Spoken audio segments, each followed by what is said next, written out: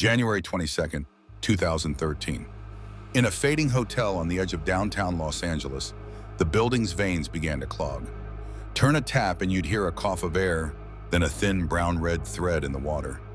Guests went to the front desk, showers losing pressure, a strange metallic taste, coffee that looked like it had tried to rust the kettle.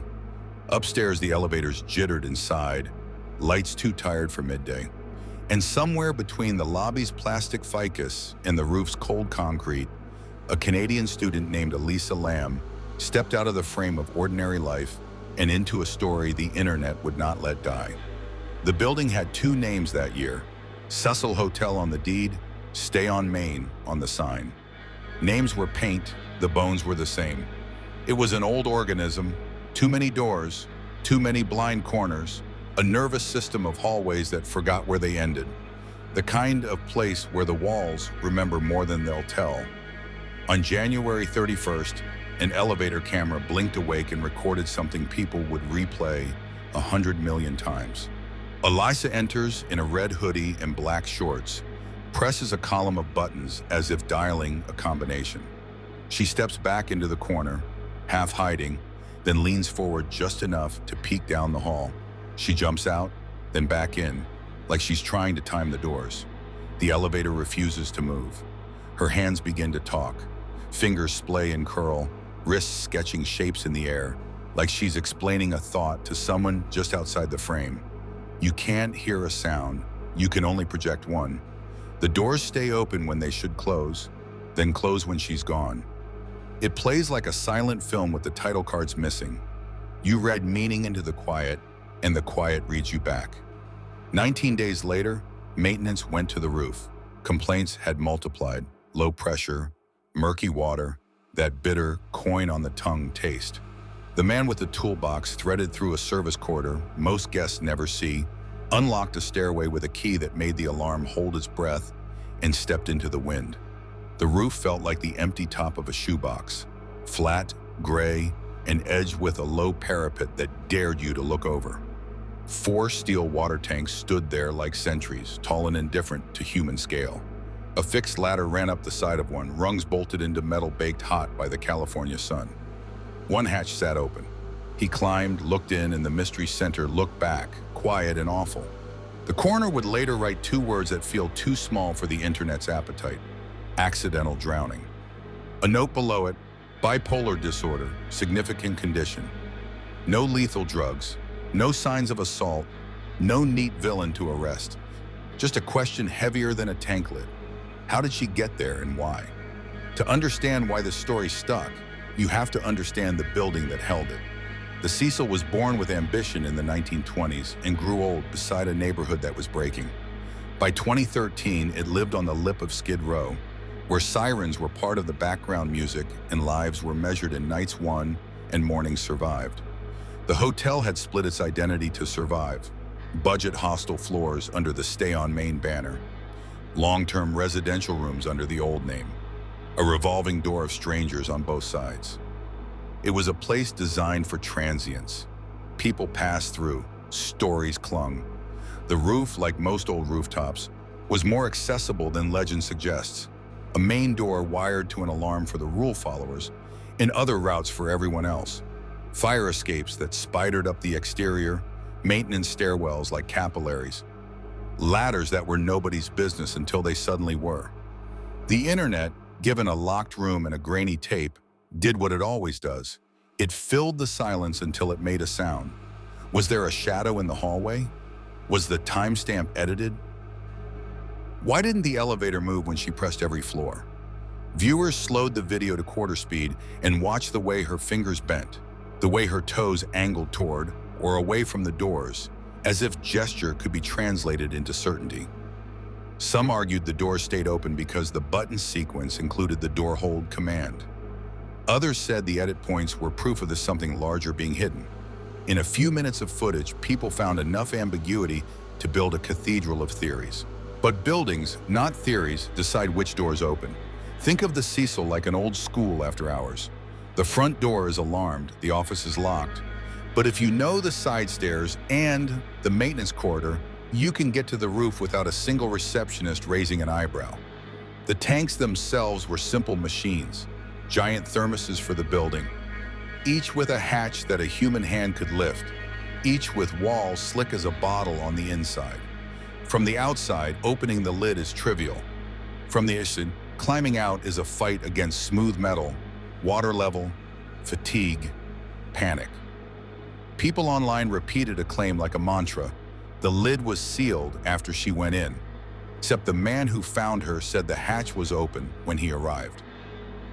One sentence from a person with keys and a wrench sat like a pebble in the shoe of every locked door fantasy. Keep walking long enough and you start to limp. There were other facts that don't blink. The autopsy found no trauma that matches an assault. Toxicology showed prescribed medications consistent with treatment for bipolar disorder, not a lethal cocktail. No alcohol at murderous levels. The cause of death settled in official ink on a point most of us dread because it's so unsatisfying. A chain of ordinary vulnerabilities aligning in an extraordinary place. We want villains. We want plots. Reality prefers loose ends and sharp edges. Still, the elevator kept blinking in blue light, and the internet kept watching. The case didn't just become a tragedy, it became a mirror. Anxiety looks like a ghost when you mute the sound. The body moves in jerks and stutters that beg you to add captions. An old building becomes a haunted house when you only tour it through rumors and headlines. The Cecil had a ledger of deaths and darkness that made it easy to believe in curses. But curses are a genre. Stairwells and ladders are logistics. And logistics, dull as they are, explain more than we want them to. There's a detail that changes the temperature of the room when you say it out loud. Guests were drinking the story before they knew they were in it. Showers ran with water that tasted off. Hotel sinks burped brown. Coffee came out with a shadow. The complaints, ordinary and gross, are what sent a human with a key up a staircase and into a scene he'll never unsee. It's a cold open that writes itself. A city's thirst leading to a rooftop reveal that nobody wants. In a just world, that would be the end of it. A terrible singular accident, a family in mourning, a building with an inspection to survive and a policy to change. But the internet added a second act and a third. Act 2, the sleuthing. Message boards and video essays froze every frame, diagrammed hand shapes like choreographers, and matched elevator timing to urban legends about the building. A musician half a world away with a stage persona named like a clue found himself accused, doxxed, dragged into a narrative he'd never asked to star in. When the world wants a suspect, it will build one out of stage makeup and coincidence. Act 3, the documentaries and explainers that tried to put the lid back on, walk viewers through the roof access like a maintenance worker would, hold up the corners report like a mirror to the theories. Remind people that compassion has to be part of any decent storytelling about the dead. If you're looking for the moment a locked door becomes a tragedy, it's not at the latch. It's earlier, swifter, more human. A mind that can flip from clarity to vertigo, a corridor with a sign that might as well be a dare, a ladder that nobody thought to gate because nobody imagined a reason strong enough to climb. Buildings accrete tiny oversights the way ships collect barnacles. Most of the time, they slow you down. Once in a long while, they pull you under. The elevator video endures because it is a Rorschach ink blot made of pixels. You can stare at it long enough to convince yourself of anything. Press all the buttons in an old elevator, and you can accidentally call the machine's patience test. The door hold that makes it look like the cab is refusing to move. Wave your hands when you're anxious, and it can look like you're talking to someone we can't see. Step in and out of the frame, and it can feel like a dance with a partner who's just around the corner. We don't tolerate not knowing well. We add story where reality withholds it, and then the story adds itself to us. There's a way to tell this without melodrama, and it's the way you'd tell a friend who hates horror movies. Start at the sink. The water looks wrong. Move to the roof, the door that is alarmed if you use it the right way, silent if you use it the way people who know buildings do. Climb the ladder, count the rungs with your breath. Lift the hatch, it's lighter than you want it to be. Look down, the surface doesn't show you what you're about to know. Then go back to the lobby and sit with the feeling that you have just found the answer to a question that nobody wanted asked.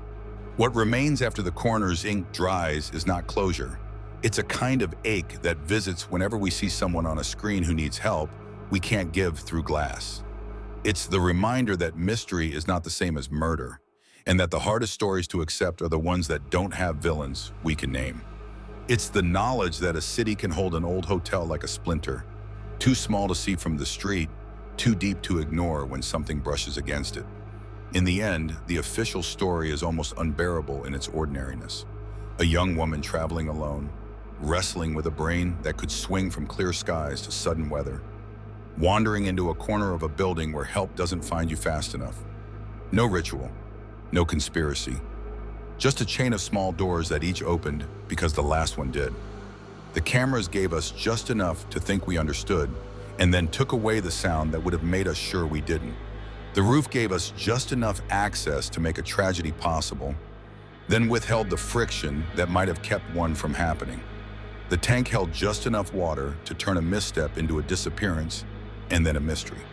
But if you're listening for a different kind of lesson, it's there in the unflashy parts, in the way old buildings deserve modern locks, in the reminder that public fascination can turn into private harm, in the whisper that empathy has to be louder than curiosity when the footage is of a person at their most vulnerable.